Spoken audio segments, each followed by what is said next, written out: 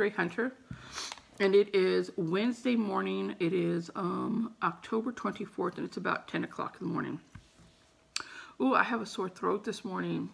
Like right here, it's sore, it hurts. Oh, please don't let me get sick.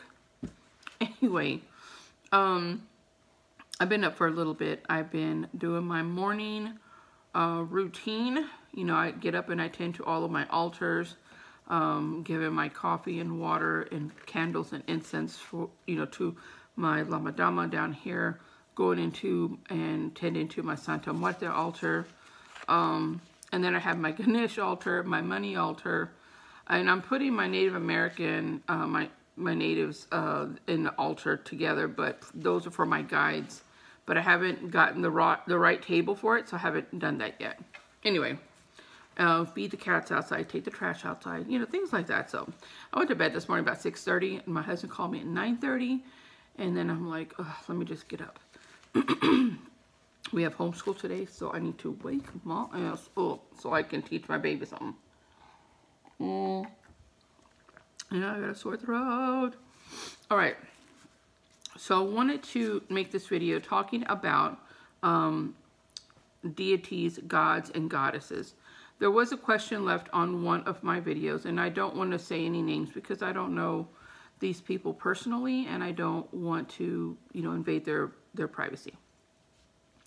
But someone left me a comment asking about how do you know what deity will work with you, and if you want to work with an Orisha, you know, can you, or do you have to be in the same bloodline? Do they have to call upon you? Do you have to be a certain race to work with, doing certain practices, things like that.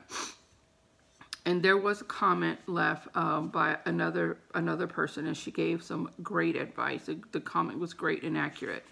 And so again, I don't want to say the people's name because I just don't want to, you know, invade their privacy. But there was a good question and a good response. So let me just say like this, where I'm only going to state what I know. Again, I'm not an expert. I'm not a professional. I'm not a know-it-all. I'm only telling you what I know. And just like I did, and you know, anyone else who's interested in this type of stuff can go and research, watch videos, ask someone who is an initiative in Santeria and Voodoo, you know, these questions, you know, then they can explain, you know, a lot better than I think any of us who don't practice this. But one of my common sisters is an initiative into Santeria and Palo. I love Santeria and Palo and Voodoo. I absolutely fell in love with them many, many years ago. And I wanted to work, I wanted to do what I needed to do to become an initiative into either one. But they do require you to sacrifice animals. Not on an everyday deal, but, you know, in part of your whole initiative. And it's not just one day. You have to do this for many, many months, years, to achieve the level that you need to be. And during those rituals, they do sacrifice animals. And you guys know I'm vegan. I just can't. And since I can't do that, and I can't I can't do what's asked of me 100%, then I can't be a part of it. And that's okay, because I completely understand that. I can't expect anyone to, like, you know, make a special rule for me. You know, I can't. I can't do it. And I won't do it just because it's for this one thing. You know, that's just my beliefs on how I feel. You guys know I'll freaking starve before I stop and eat something that comes from an animal. I will literally starve till I get home, or starve till I get to a grocery store, till I can go in there and get me some fruit or something. That's just my beliefs, how I feel. And besides, I have so much of me that my body's not going to starve. Just eat from my right butt cheek. There's plenty back there. You know, like, it's not going to happen. But let me just touch a little bit on Santeria and Voodoo. Now, Santeria and Voodoo are both religious. I mean, not really, but they're both a religion. Not religion. They're both a religion. They're not a magical practice. Like hoodoo Hoodoo is a magical practice. Santeria and voodoo are a religion. Okay, so with that being said, anyone can participate in hoodoo. I'm just using hoodoo as an example. There are many others, but we're just gonna use hoodoo as an example. Anyone can participate and practice hoodoo. Anyone. But for voodoo or Santeria, it is a religion. So therefore, there are certain things that you must go through. You have to find an elder who is willing to take you on as a student. And let me tell you, I don't know a lot about in voodoo, but in Santeria, it is very, very time consuming. You have to put in a lot of time, hard work, dedication, and money into doing all the things that are asked of you, and sacrifice. You have to sacrifice a lot of yourself, for this, this religion. This is something you want to follow. There are many things that you have to do to reach that level so you can call yourself an initiative into it.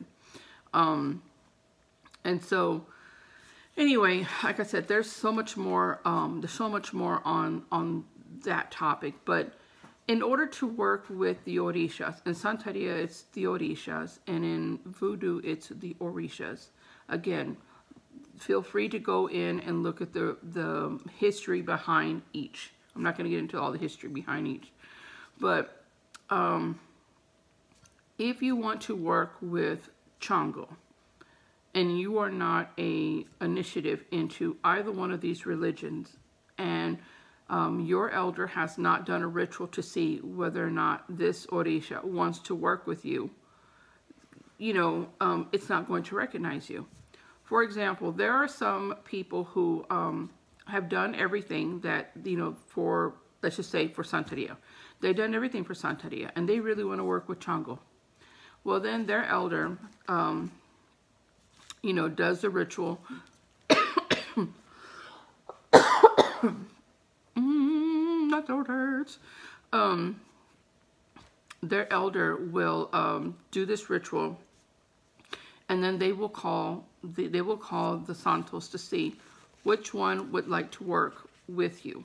And just because you want to work with Chango doesn't mean that's the one that's going to come through.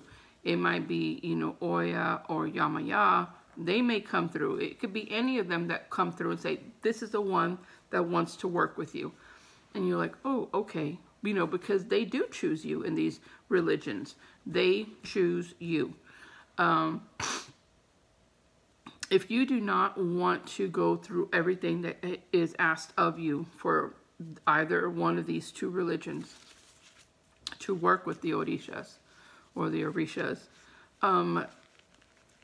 again, I don't know this for sure, but I only go by what I have heard from people who have gone through this and who are very into both of their religions, Santeria and Voodoo, that you could skip all of that and say, I'm not going to pay the money, I'm not going to do the time, I don't need to pay somebody to do all this for me, I can do this by myself. Well, you can, but that you will get it. It's not guaranteed that you're going to get any type of feedback from that particular Orisha. If you do everything that you feel in your mind to work with Chango, you go get all the statues, you get all the special things that Chango likes for his altar. You do everything that you feel like you need to do. You've watched videos, you've read books, you have self-taught yourself Santeria. And they're not going to recognize you because you haven't done the right thing in going through the rituals that need to be done. All the steps, all the hard work, all the time and dedication that needs to be put into it. Because in a way, that's disrespecting them. How could you want to, you can't, there are certain things that you just can't skip through. There's no shortcuts in certain types of things. So there are saints that represent certain Orishas. So I don't have the list in front of me. There is a list that I have that there is a saint that instead of Yamaya, you would work with this saint. instead of Chango, you would work with this saint. Because with saints, anyone can work with saints. You don't have to be in any religion, or you don't have to do anything special other than have faith and pray and be good to your saints. But as far as Orishas, yes, unfortunately, they do choose you.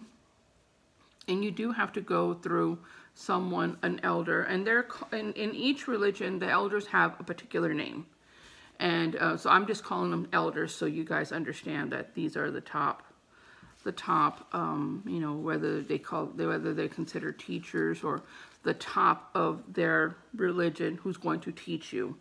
You know, it is up to them that they do the work and they call the saints and see the santos and see the orishas to see which one wants to work with you. And sometimes you can go through all that and maybe none of them want to work with you. It's not a guarantee, but there's no shortcuts, is what I'm saying. There's no shortcuts. I think every person who goes into Santeria or voodoo has a particular orisha they want to work with. And when it comes down to it, that's probably not one that comes to them. And that's okay, because they're so honored that this particular orisha wants to work with them that it doesn't matter anymore. It's not that they lose love or faith in that other, but they gain a whole new relationship with the one that does want to work with them and that does recognize them. So if you try to do your own shortcuts, like I say, you try to do your own shortcuts and not do the proper steps that is required in these particular religions, you are going to end up not having any luck with reaching these orishas. No luck in your spell work, no luck in communicating with them, no response, because they are not going to recognize you. It's like trying to walk across the stage and get yourself a high school diploma or a college diploma without putting in the time and effort that's required to get it. You know what I mean? Like, you got to do, for high school, you got to go to school 12 years to earn that high school diploma. You just can't say, well, I only want to do 1st grade, 5th grade, 9th grade, and 12th. Forget all the rest. You can't walk across that stage and collect anything because you didn't put in the time. You didn't do what was you know, what you needed to do. And besides, that's really disrespecting the orishas. It really is when you try to half-ass something. Now, if you do like the orishas and it's something you really do want to work with, I do suggest using saints, like asking the saints to aid you in your craft. As long as you have faith, you know, in your saints, your guides, your deities, your gods and goddesses that you choose to work with, then, you know, that's going to go, having faith and respect for them, they're really going to appreciate that. But there's certain ones that just won't budge until you've done everything. Do I know that for sure? Is that guaranteed? Is that guaranteed? I don't know, because since I don't do Santeria and voodoo, I don't know if anyone's ever did a shortcut and had success. Maybe there's somebody out there who has done it. I don't know. I don't know anyone who has, because anyone who wants to do Santeria and voodoo, they understand what a beautiful religion these two religions are, and they respect it. They see how beautiful it is and how, you know, how much it is respected by others and the elders who've done this and all the initiatives that are into it. I mean, there's just no shortcuts around it that I know of. Like I said, but people find shortcuts through all kinds of stuff. Maybe there's someone who's having success out there. I don't know that. I'm not saying that you can't do an altar for a particular orisha and you know, not honor them and respect them. I'm not telling you that at all. If that's what you want to do, you can, but it's not guaranteed that they're going to recognize you, because you have disrespected them by not doing what was, what is asked of you. How can you ask them for something when what they've asked of you, you cannot even do, So, and as far as do you need to be a certain bloodline? Now, this is something that has been a controversy subject. It's such controversy through this subject. You'll find certain people who say that you have to come from a certain bloodline to practice voodoo or Santeria. And there's some that say that you don't. Again, since I don't do Santeria or voodoo, I can't speak on that behalf for them, because it's kind of like, I like to use analogies. It's kind of like if you went to school for years to become a registered nurse. You had all the years you went to school to become a registered nurse. Then all of a sudden you see someone who's in the hospital working with you, let's just say as a a medical assistant type of thing, in the hospital. And they have some type of training there at the hospital that within 6 months you can become let's just say, I know it's bullshit, but let's just say, for example, you can go through training and you can become an RN too. Then you look at that person like, that's unfair. Like, how is it that I went through all of these years and did the hard work and the dedication and the time and I sacrificed to become a nurse, and you get to do it in 6 months, and I did this for years? It's not fair. It's kind of the same way,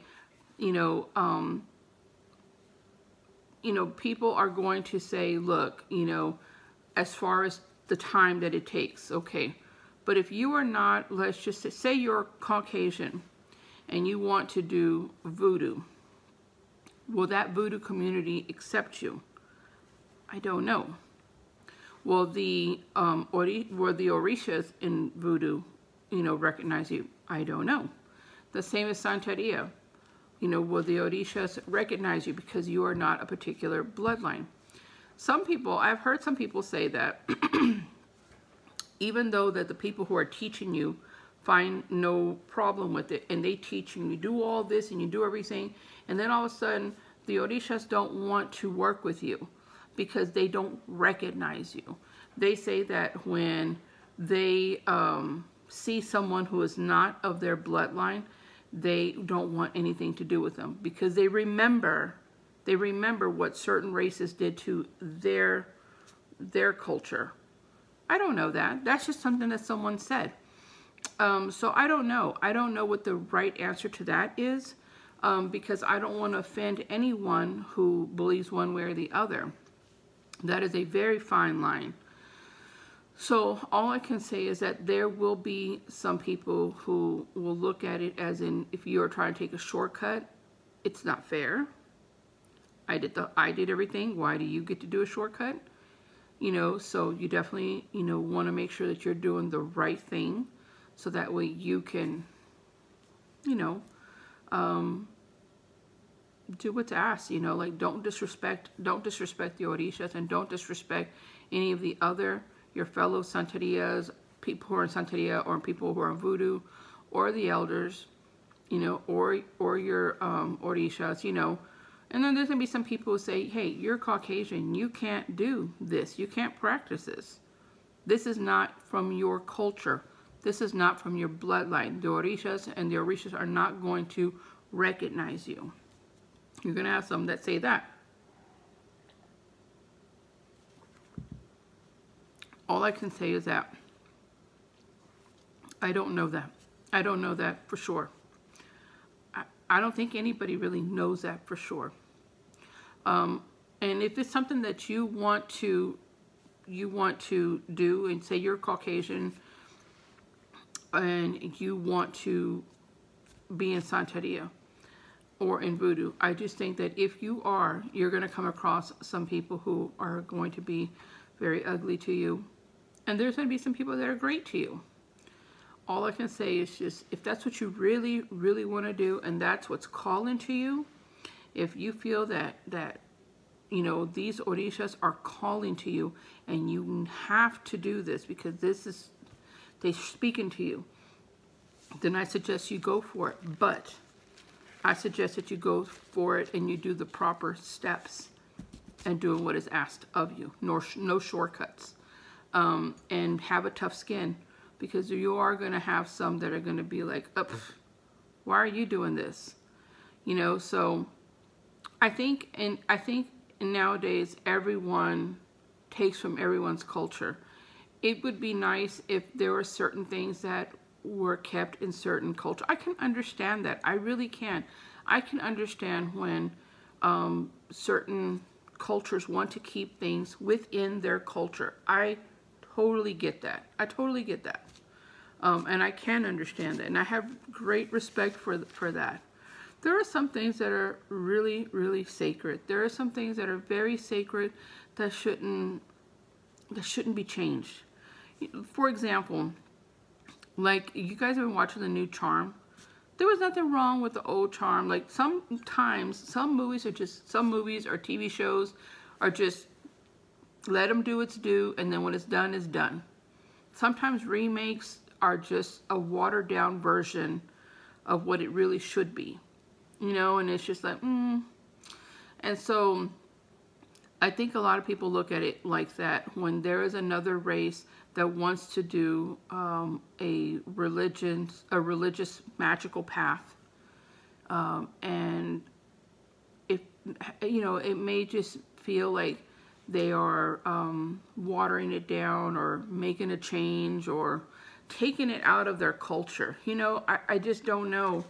I don't know the right answer for that. I really don't, because I have a lot of respect for culture. I study cultures. I have so much respect for different cultures. I mean, I have so many cultures in me, and I respect them all. I respect anyone who finds any interest. Like when I see people who are taking interest in Native Americans, I love that because that's part of my culture, and I love it. Or when I see people who are very into the Japanese culture, I love that because I'm also part Japanese. So, you know, to me, I think it's like, it's beautiful. I find certain cultures so beautiful, and I wish that more people would practice different things in cultures, because it's just a way to keep it out there so we don't forget. You know, like when people come in the house and they take their shoes off at the door. That's part of an Asian culture, and I find it beautiful. You know, or, you know, it's just, like I said, it's just the whole thing of smudging your house and using sage. That is something that, as natives, we have used for many, many, many years. Are we the only ones who use it? No. Can we claim it to just be ours? No. And it is something that is used all over the world by so many different people.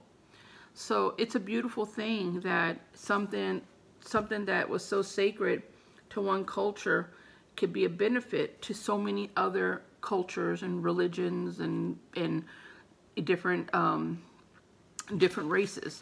So again, I think it really is about certain things, certain religious, you know, certain cultural things should be left alone, I feel. But when it comes to Santeria and voodoo, that's a very, very thin line on whether or not, you know, do you have to be. I honestly don't think that, in my opinion, okay, just my opinion, I honestly don't think that any higher power, whether it be a god, a goddess, Orisha, you know, patron, deity, I don't think that any of them really care about the color of your skin. I think what they really care about is your faith, the faith and the respect and the loyalty that you have towards them. Because you could be the same race that, you know, that your higher power is, same culture, but if you have no faith in them, no respect, no love, no loyalty, then they're not going to want to work with you at all. It has nothing to do with the color of your skin, you know, or your bloodline. So that for me, I don't care what someone practices. I really don't. But I do think that there are certain things that should stay within cultures. However, you know, I'm not one to stop anyone from doing anything. Just like I would love everyone to not eat any animals, but I can't control what other people do. I can only control what I do. So I just say that if you are going to, if you're not in the bloodline of the particular culture that the religion that you want to go into, whether it's Santeria or Voodoo, I think that if you do that, you need to go in it and not do any shortcuts. Do it correctly, and with a lot of respect and love, dedication, hard work. Be loyal, be faithful, and continue to do that to your orishas, because that's the main thing. You know, when I get up in the morning, you know, that's the first thing I have to do. That's the first thing I have to do before I take care of myself, is to take care of my altars. I have to take care of my higher powers, because they take care of me. So the first thing I do when I get up is I tend to them. And so, you know, it is a lot of, there are a lot of, like I said, controversy. So I don't really know if this advice really helps you or not, or if this answered your question or not. But as far as higher powers, how do you find a higher power? There are so many people say, oh, I follow Hecate, oh, I follow the Morrigan, or I follow this, I follow that. Again, that really has to be about what you feel is calling you. For a long time, I didn't have anything. For a very long time, for years, I didn't have a higher power that I would ask for help with helping me with my spell work. So, but how they came to me is my Lama Dama doll, her spirit came to me while I was in the store. And I was just in the store shopping, and I just was so drawn to a particular spot. And when I went there she was. I couldn't take my eyes off of her. I couldn't stop thinking about her, and I just looked at her. And I know what Lama Dama dolls are. I've seen them. I think they're beautiful. I just, you know, okay, kept walking around, and I just couldn't focus on anything. So I purchased her, and I, you know, asked the owner, you know, I purchased her, and I just looked at her, and I said, okay, you know, took her home. I put her in the back seat, and I'm like, all right, I don't know why I have you, why I bought you, but let's go home. Brought her home, and I put her in my witchy room, and she was in there for 2 weeks sitting on the table. And every day I could hear her, you know, like, it's like I don't know if it's like a message just put into your head, or like a thought, or I couldn't stop thinking about her. So that's how I knew that I needed to work with her. And then I did the whole, everything that was asked of me for the 9 days, you know, I did the whole little ritual for 9 days for her. And now she sits in my living room, and she takes care of the house. I take care of her. I love her. I absolutely love her, and I do feel her presence. With my Santa Muerte. Santa Muerte is something, she has been calling to me for some time now. Since, let me see. God, it's been almost 15 years or so that she came across me, and I have thought about her every day.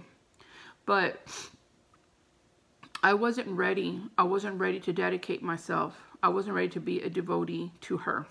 Because one, I had a lot of stuff going on. My kids were still young. I was working. I was trying to help them with school, trying to get them graduate. I had a lot of stuff going on in my life.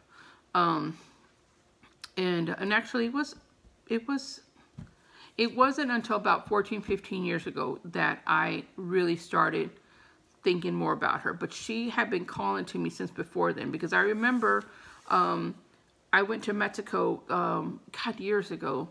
I think I was, I don't know, my late 20s or so. I went to Mexico and I came across a little shop and I saw her for the first time. And when I saw her, there was just something that I just looked at her and I said, oh my God, she is so beautiful. Now, people who've seen La Santísima Muerte do not, they look at her like she looks like the Grim Reaper or she's just a skeleton. But that's not what I see. I see something so beautiful. Like, it's just, you know, like when you look in a funny mirror at the carnival and it makes yourself look all distorted. Well, kind of when I look at her, I see something else. And so that was such a long time ago, but I didn't know anything about her. And so again, my kids were young and blah, blah, blah, taking care of them.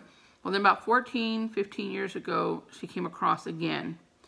And I looked at her and I'm like, okay, but I still didn't. Well, about 4 years ago, almost 5 years ago, she came across me again. And that's when I said, okay. You know, so I put in the time and I researched her and I read everything about her. I watched videos. I made sure that I knew what I was getting myself into. Just because something calls to you, it doesn't mean that you don't have to do your homework. Because like anything that you invite into your house, you better make sure you understand it fully. And as for me calling in, inviting Santa Muerte, La Santísima Muerte into my life, that meant as for me, I needed to be a dedicated devotee. Can anyone love Santa Muerte? Yes, anyone can. If you do the whole history of her and read about her, she is one that she accepts anyone.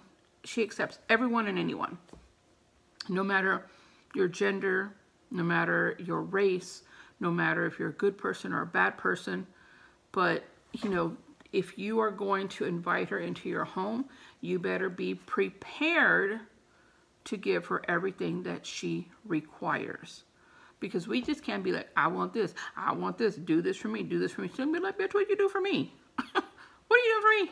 So in order to, you know, in order to receive help, you know, aid, love, protection, guidance, anything you're asking for from any of your higher powers, you have to make sure that you yourself are given just the same amount or more to them. If y'all see my witchy room, mostly all of my witchy room is dedicated to La Santísima Muerte because I love her. I love her. She's everything in my life, and I was ready. I was now ready to bring her into my life and take care of her. And I think before I wasn't in a place to do it because mindset I wasn't. I had too many things going on. And so I had to be prepared because it is like taking on another child or a pet, something that has to be taken care of, you know, every day, making sure that you're, you know, doing this, doing that. For her, you know, I give her fresh flowers, white flowers all the time. As soon as those start to wilt, I remove those and I go get more. You don't have to give her flowers, but that's something that I like to do for her. You know, giving her offerings of apples and her, you know, her rum, her cigars.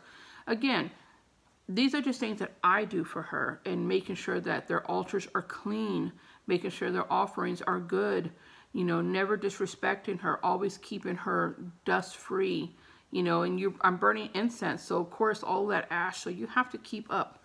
And it is a routine. So it's kind of like this. You can't, it's just when people talk about God, they don't go to church. They don't do anything. You don't have to go to church to talk to God. You guys know that. I mean, you know, you could talk to God wherever. You know, my thing is, you don't have to go to church every Sunday or every Wednesday or every Monday. I don't know. They go to church all the time. But you don't got to go to church any of those days to show your faith and love for God. There are so many other ways to do it. But my thing is that something is so easy to do that may only take 5 minutes of your time each day to give thanks to God. Thank you, God. Thank you for, keeping me safe one more day. Thank you for keeping me alive one more day. Thank you for my safety of my children. Whatever it is.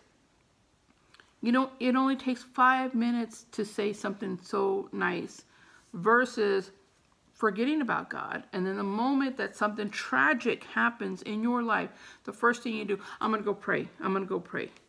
Well, why do you wait for something so tragic to happen to go ask help from God? So that's one thing that I don't like when people do. And that's the same thing, not just with God, for any of your higher power. Now, I say higher power as in being your saints, your deities, your orishas, your gods, your goddesses, your patrons, pantheons, whatever it is that you love and what you work with, that is your higher power. Or if you believe in God, He is your higher power. Whichever you choose to be your higher power, you must understand that it is going to take time, dedication, hard work, love, faith, respect, and a routine, in order to maintain a relationship between you and your higher power. And so, if you're not ready to put in any of that, then I suggest you don't find one. I suggest you don't answer to a call if you're not willing to do this, because some of these higher powers can be very easily offended. And just like they do all these great things for your life, they can make horrible things happen to your life if you offend them. So just be very, very careful when finding a higher power that you want to work with, or that you find one that wants to work with you, and making sure that you don't take no shortcuts, making sure that you tend to them. And if you don't have time to tend to your higher power, just talk to them. You talk to them like I'm talking to you. I sit, when I go upstairs and when I go to any of my altars, I talk to them. I'm like, good morning. Good morning, my beautiful Lama Dama. Good morning. Here's your... Sorry, I have both phones here because of not the phone. One's for upstairs and one's downstairs. They give me a headache. If you, like I said, I talk to her every morning just like I do, anything. And I go upstairs and I sit in front of my altar for my Santa Muerte, and I light her candles, I light her incense, and I just talk to her about, good morning, this is what I'm going to do today. If I have people coming over, I let those two know. My other altars, no. But my Lama Dama, I let her know because she takes care of my household. So yes, I let her know. And of course, my Santa Muerte, I let her know.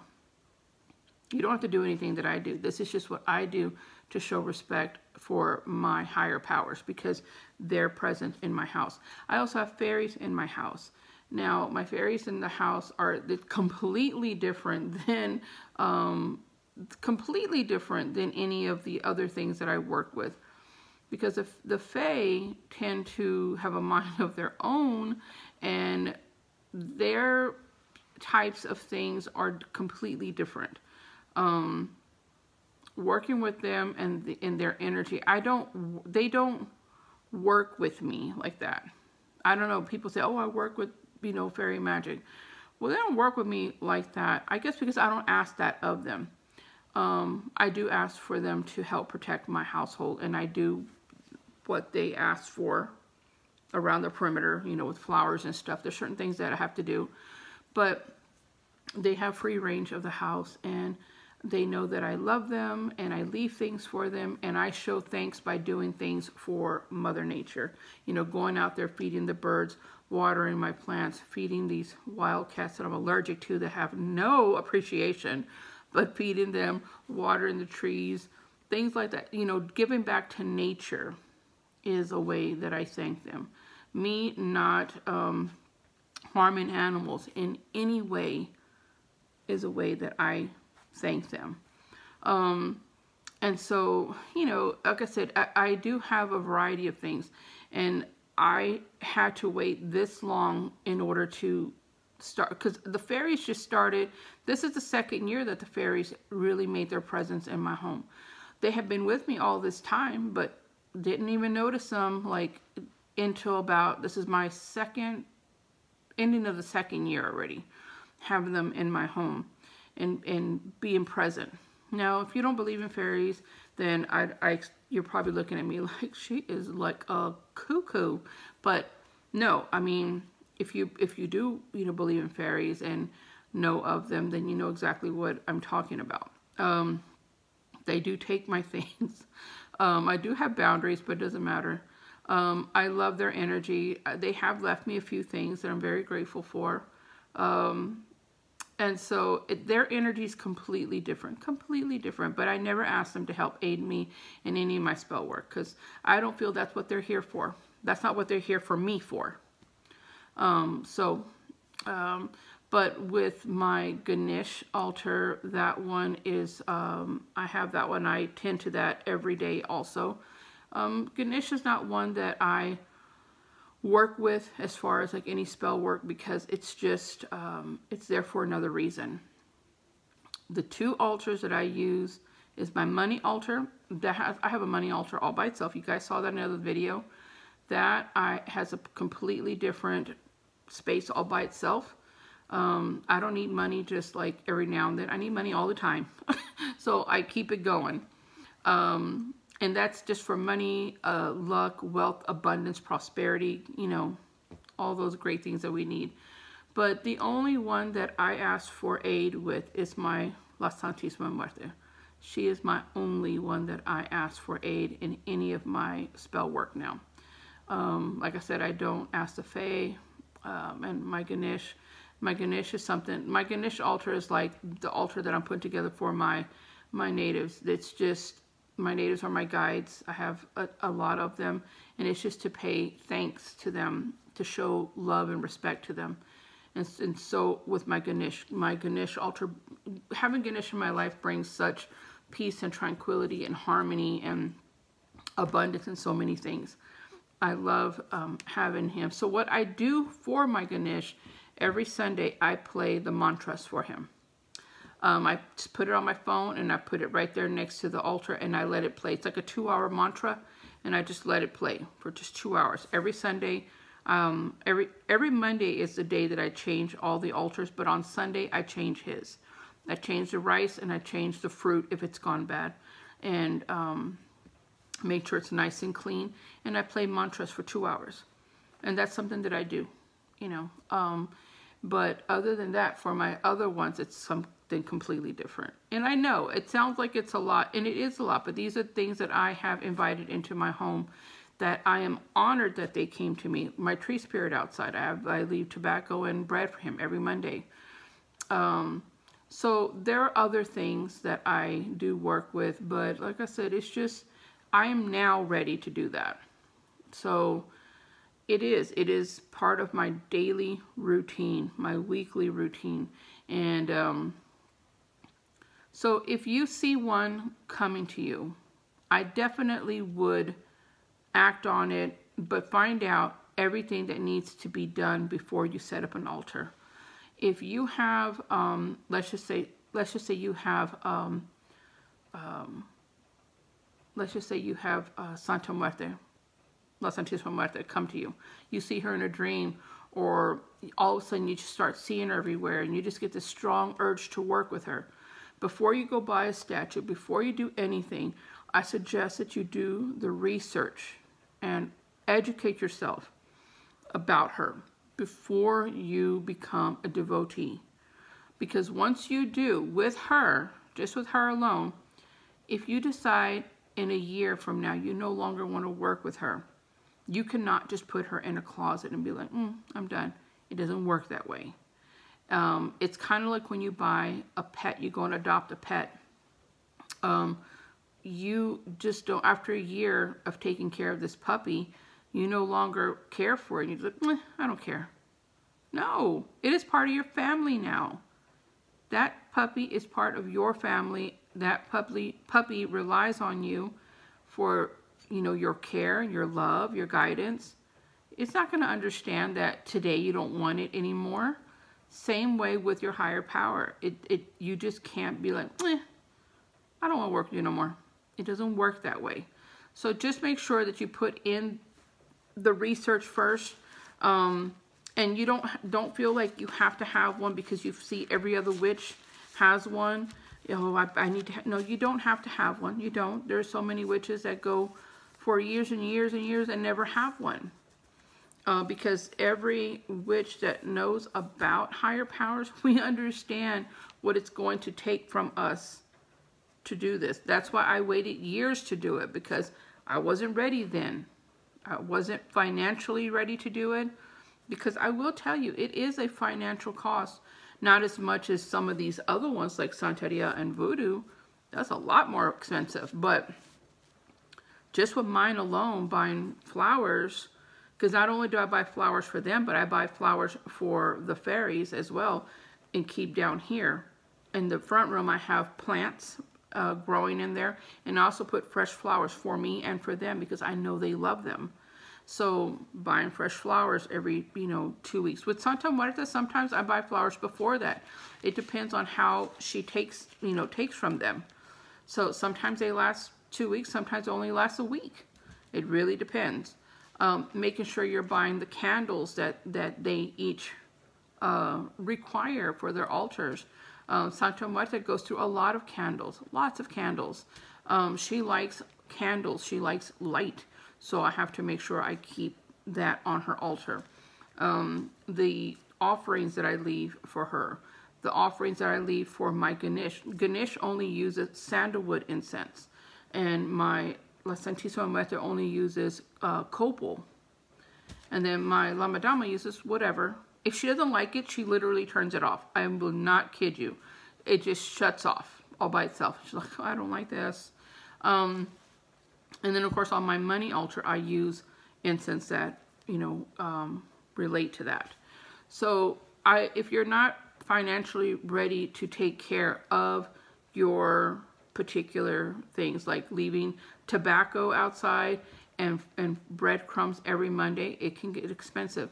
My native altar will be, lots of sage and cedar, So if you're not financially ready to take on a higher power, you don't have to have as many as I do, but I'm honored that they came to me. And so, of course, I'm going to do everything in my power to take care of them. But all I'm saying is that if you are not ready financially or, faithful-wise, if you cannot be faithful to them, loyal and respectful, and give them the love, then you need to step back and wait till you are ready. And then if there's something that you want to do and everybody's telling you no, no, no, no, seek out the help of the people who actually do this. If you really want to do Chango, I would reach out to someone, an elder in Santeria, and ask them, because they're going to be the ones who tell you the best. If there's a particular god or goddess or Orisha that you want to follow in Voodoo, reach out to someone, an elder in Voodoo, and ask them, what they feel, because they are the best ones to ask. Don't go by what I'm saying. Don't go by what, Sally Sue is saying or anyone else. Don't go by anyone unless this is what they do, and then go from there. So anyway, I hope that answered some questions. Oh, I got a sore throat. I know, stop being such a baby. Definitely having a higher power is great. It really is. For me, I don't care what people believe in. I don't care what people believe in, as long as that person has the ability to have faith into something, love and respect for whatever higher power, and be able to not just, like show it to their higher power, but to showcase it to the world, like to take that peace and tranquility, the love, all of that they're getting from their higher power, everything that they're getting from it and giving to it and showing it off to other people. I think that's beautiful. I always tell people, I don't care who you love.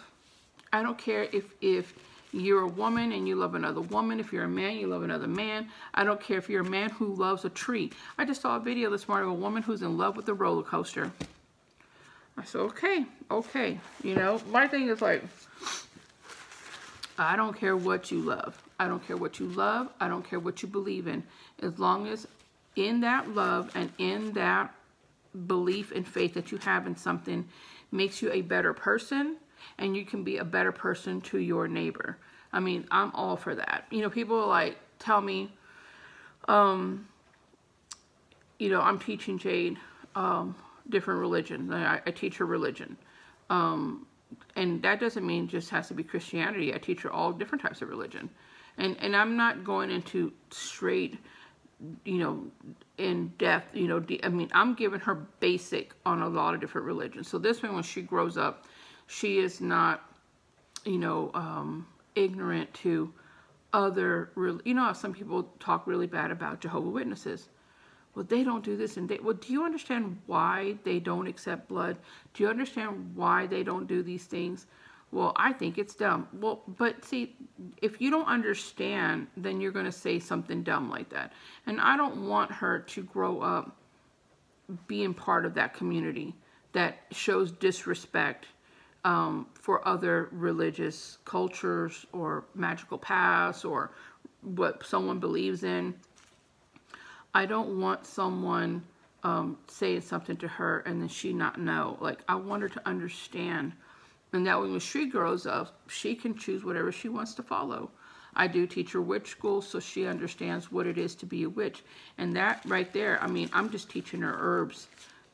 I'm teaching her herbs right now. And that's part of our native culture, you know, to teach her about herbs, how we can use herbs for medicine, herbs to eat, you know, herbs for magical purposes. She doesn't need to know about anything else, and also the history of witches, why it's so important to me, the different Sabbats that we practice, you know, like with Samhain, she understands what Samhain is, and she understands what Halloween is. And so, and not only that, but we study about what everybody else around the world celebrates. And so I think that if you take your belief in whatever it is you believe in and you share it to the world like that, I think it'll just make, I think it'll just be so much better than everybody fighting about, you know, you can't practice this, this is mine, or you can't do this because you're this, or you can't do this because you're white, you can't do this because you're black, you can't do this because you're orange, purple, red, green, I don't know. I'm like, come on, people. Like, can't we just all get along? But in that sense, yes, you do have to respect. Respect is a huge thing. Always respect someone's cultures. Always respect one's beliefs in their culture and why they do the things that they do. It may not be important to you, but it is important to them. So you have to have that respect. So I hope this answered some questions, because it's so long-winded as everything else that I do. But I was just having my cold coffee now and just kind of like shooting the shit, talking about what I feel about higher power. Oh, and another thing about higher power, don't follow the crowd, okay? Don't follow the crowd. Don't be like, oh, I have to follow Hecate, because that's what all of the main witches follow. If there is a witch on YouTube that you follow and she follows Hecate, well, you don't have to follow that because she does. She follows Hecate because that's what she feels is best for her. Don't be a follower. You know, set your own goals, set your own standards, set your own beliefs and what you believe in. It's great to listen to other people and see how certain things affect them, but you have to follow what's best for you and what's going to work for you. So don't be a follower. Really take the time to find what's, there's so many higher powers out there. Ooh, there's so many wonderful, beautiful ones. There are so many that you can work with. and you can work with them for the time that you need them, and then when you're done, you can thank them for the time that they were there for you, but you no longer need them, and just put them away like on a shelf, but still show them respect by keeping them clean and all that.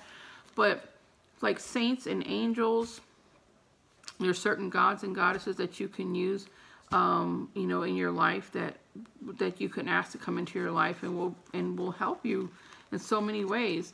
But when you're done with them and you feel like your life is moving on to something else, just make sure you express that. But again, remember, there are some that you are with them for life. So that's where the research comes in handy. And again, even if someone is telling you, please make sure you do your research before you do something that you are going to link yourself to. Because you don't want to be disrespectful. That's the last thing you want to do, is be disrespectful to any type of higher power. All right, guys, I think I was just going off the top of my head. Hopefully I've answered questions. If you have any questions, please feel free to leave them below. If you have something to add to my video, please feel free to add. Again, everything that I stated is just my opinion only. And again, anything that anybody else says to you is simply just that, an opinion. But do seek out the advice from the elders from certain magical religion paths, okay? If that's something you want to do. And just do what's best for you. There's no time. There's no, you have to hurry up and do it. You know, take your time. Look at all the years I did, and I'm so glad I waited, because I would have disrespected them if I would have brought them into my house sooner. I wasn't ready. But now I am ready, and it's been great. It's been fabulous. Okay, so if you like this video, make sure you hit the like button. If you're not subscribed, please subscribe. Give a sister some love. And as always, love you all, and blessed be. Bye.